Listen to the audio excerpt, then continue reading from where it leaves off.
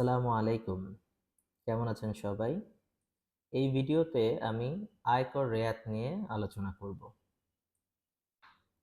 অর্থবছর প্রায় শেষ, জুন মাস প্রায় শেষ।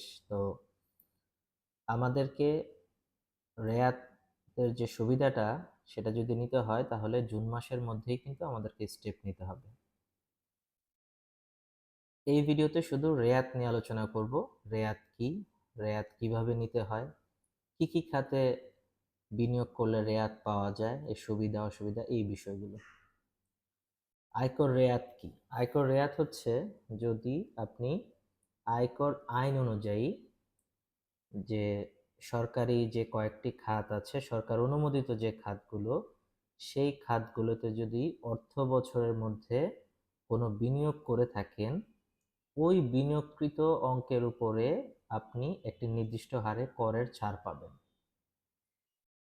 ধরেন আপনার ১০০ টাকা ট্যাক্স আসলো, সেখান থেকে আপনি ৫ টাকা বা ১০ টাকা ট্যাক্সটা কমে যাবে। এই কারণে আপনাকে যেটা করতে হবে, আপনাকে বিনিয়োগ করতে হবে।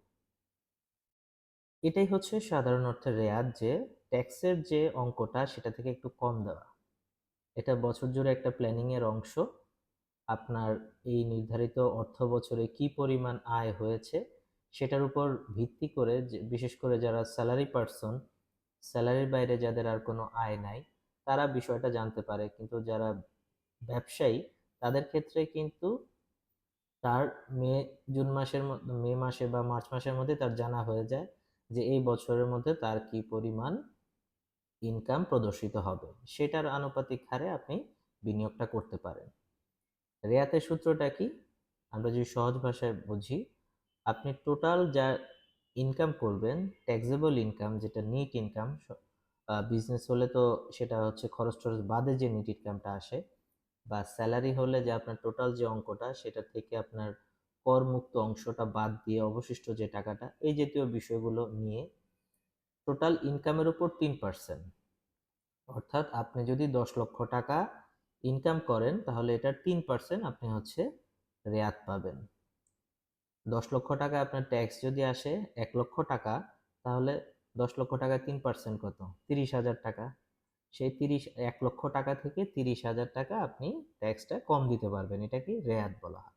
তো সূত্রটা আমরা একটু বুঝি। সূত্রটা হচ্ছে আপনার টোটাল ইনকামের, ট্যাক্সেবল ইনকামের 3%, আপনি যে বিনিয়োগ করবেন, মানে ভিডিওর শুরুতে আমি যে কথাটা বলেছি যে যে যে কিছু নির্ধারিত খাত রয়েছে, এসব খাতে বিনিয়োগ করলে আপনি রেয়াত পেতে পারেন। সেই বিনিয়োগকৃত অঙ্কের 15% অথবা সর্বোচ্চ ১০ লক্ষ টাকা। তাহলে আমরা কি কি শুনলাম? যে ট্যাক্সেবল ইনকামের 3%, বিনিয়োগকৃত অঙ্কের 15%, আর হচ্ছে সর্বোচ্চ ১০ লাখ। এই তিনটার মধ্যে যেটা কম সেটা আপনি রেয়াত পাবেন। অর্থাৎ আপনার ধরেন টোটাল ইনকামের 3%-এ ১০ লক্ষ টাকার যেহেতু ৩০,০০০ আসলো, আপনার বিনিয়োগকৃত অঙ্কের উপর চলে আসছে ধরেন ৪০,০০০ টাকা। 15%-এ আপনি যে অঙ্ক বিনিয়োগ করলেন সেই অঙ্কের বিনিয়োগের উপরে ৪০,০০০ টাকা আসলো। তাহলে এই ক্ষেত্রে আপনি কোনটা পাবেন? এই ক্ষেত্রে আপনি শুধু ৩০,০০০ টাকা, মানে এই দুটার মধ্যে যেটা কম সেটাই কিন্তু আপনি রেয়াত পাবেন, কর ছাড় পাবেন। তো রেয়াত পেতে হলে আমাদেরকে কিভাবে বিনিয়োগ করতে হবে? যেই অর্থ বছরের আপনি আয়টা দেখাবেন, মানে পরবর্তী কর বর্ষে যে রিটার্নটা দিবেন, এটা জুনের আগে, কোনো অর্থ বছর হচ্ছে জুলাই থেকে শুরু করে পরবর্তী বছরের জুন পর্যন্ত, জুনের ৩০ তারিখের মধ্যে আপনি যে বিনিয়োগগুলো করবেন, রেয়াতযোগ্য বিনিয়োগগুলো, এগুলোর উপরেই কিন্তু আপনি রেয়াতটা পাবেন। অর্থাৎ আপনাকে এই সময়ের মধ্যেই বিনিয়োগ করতে হবে এবং এই সময়কালীন বিনিয়োগের বিপরীতে আপনি রেয়াতটা পাবেন। এর বাইরের বিনিয়োগটা অন্য যে বছরের পড়বে সে বছরের, মানে একই বছরের বিনিয়োগ অন্য বছরের রেয়াত হিসেবে কিন্তু বিবেচিত হবে না। এটা অনেকেরই কোশ্চেন থাকে যে ভাই আমি তো এই বছর করেছি, অর্থ বছরের পরে করেছি, আমি রিটার্ন সাবমিশনের সময় এই সুবিধাটা পাবো কিনা? ডিরেক্ট উত্তর হচ্ছে না, আপনি এই সুবিধা পাবেন না। রেয়াত সুবিধা পাওয়ার প্রধান শর্ত হচ্ছে যেই বছরের রেয়াত গ্রহণ করবেন বিনিয়োগটা ওই বছরের জন্য প্রযোজ্য হতে হবে। ঠিক আছে? আচ্ছা, এখন কোন কোন খাতে রেয়াত পাওয়া যায়? কোন কোন খাতে বিনিয়োগ করলে? বিনিয়োগের অনেকগুলো খাত রয়েছে। সেখানে আমরা সাধারণত সবাই যেটা চিনি ডিপিএস। ডিপিএস এর একটা শর্ত হচ্ছে আপনি যে কোনো অঙ্কের বিনিয়োগই করেন না কেন সর্বোচ্চ 1,20,000 টাকার উপর আপনি রেয়াত পাবেন। আপনি ধরেন ডিপিএস জমা দিলেন 3 লক্ষ টাকা বা 4 লক্ষ টাকা, ওই টাকার 15% কিন্তু পাবেন না, আপনি পাবেন হচ্ছে 1,20,000 টাকা। এরকম আছে, সঞ্চয়পত্র আছে, আপনার অফিস থেকে প্রভিডেন্ট ফান্ড বাবদ যে অর্থটা কর্তন করে ওই অঙ্কের উপরে, এই জাতীয় বিভিন্ন আহ, বিষয় রয়েছে, বিভিন্ন খাত রয়েছে, এটা আমি ডেসক্রিপশনে দিয়ে দিব, আপনি ওখান থেকে পড়ে নেবেন। তো এই ভিডিওর উদ্দেশ্যটা হচ্ছে যে যেহেতু আমাদের অর্থ বছর প্রায় শেষ, জুন মাস প্রায় শেষ, যারা বিনিয়োগ করেননি, রেয়াতযোগ্য বিনিয়োগ যারা করেননি, তাদের যদি সময় সুযোগ থাকে এবং যদি রেয়াত গ্রহণের ইচ্ছা থাকে, তাহলে আপনাকে জুন 30-এর মধ্যেই কিন্তু বিনিয়োগ কার্যক্রম সম্পন্ন করতে হবে। আদারওয়াইজ কিন্তু আপনি এই অর্থ বছরের জন্য কোনো রেয়াত পাবেন না।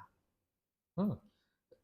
রেয়াতের আর কোনো বাড়তি সুবিধা নাই, রেয়াতের একটাই সুবিধা, মানে অনেকের ধারণা যে বিনিয়োগ করলে অনেক সুবিধা, না, রেয়াতের একমাত্র সুবিধা হচ্ছে আপনি আপনি কিছু অঙ্ক ট্যাক্স কম দিবেন, এর বাইরে আর কোনো সুবিধা নেই। তাহলে এই ভিডিওতে আমরা 3টা বিষয় জানলাম, যে আমরা রেয়াতটা কিভাবে পাবো। আমি আরেকবার রিপিট করছি, আয়ের 3%, ট্যাক্সেবল ইনকামের 3%, আপনি যা বিনিয়োগ করবেন অনুমোদিত যেসব খাতে রেয়াত পাওয়া যায় এই সকল অঙ্কের টোটাল বিনিয়োগের 15%, আর হচ্ছে ম্যাক্সিমাম 10 লক্ষ টাকা, এই তিনটার মধ্যে যেটা কম সেটা আপনি রেয়াত পাবেন। আচ্ছা, 2 নাম্বার হচ্ছে রেয়াত পেতে হলে আপনার যেই বছরের বিনিয়োগ ওই বছরেরই আপনি রেয়াতটা পাবেন। আর 3 নাম্বার হচ্ছে অর্থ বছরের মধ্যেই কিন্তু আপনাকে বিনিয়োগটা সম্পন্ন করতে হবে এবং 1 বছরের বিনিয়োগ রেয়াত সুবিধা অন্য বছরের জন্য প্রযোজ্য হবে না। আশা করি এই ভিডিওতে আপনারা উপকৃত হয়েছেন বা হবেন। আমরা পার্ট বাই পার্ট আরও ছোট ছোট বিষয় আলোচনা করব আপনাদের জন্য, আপনাদের কনসেপ্ট ক্লিয়ার জন্য। আমার এই ভিডিওর মূলত উদ্দেশ্য হচ্ছে আপনাদের কনসেপ্টগুলো ক্লিয়ার করা। ছোটোখাটো প্রশ্ন থাকলে বা যতটুকু সম্ভব হয় আমি আপনাদেরকে সমস্যা সমাধানের চেষ্টা করব। ধন্যবাদ। ভিডিওটি ভালো লাগলে চ্যানেলটি সাবস্ক্রাইব করবেন এবং শেয়ার করবেন, আরও অনেকের যাতে উপকার হয়। আর আমাদের সাথেই থাকবেন। আল্লাহ হাফেজ। আসসালামু আলাইকুম।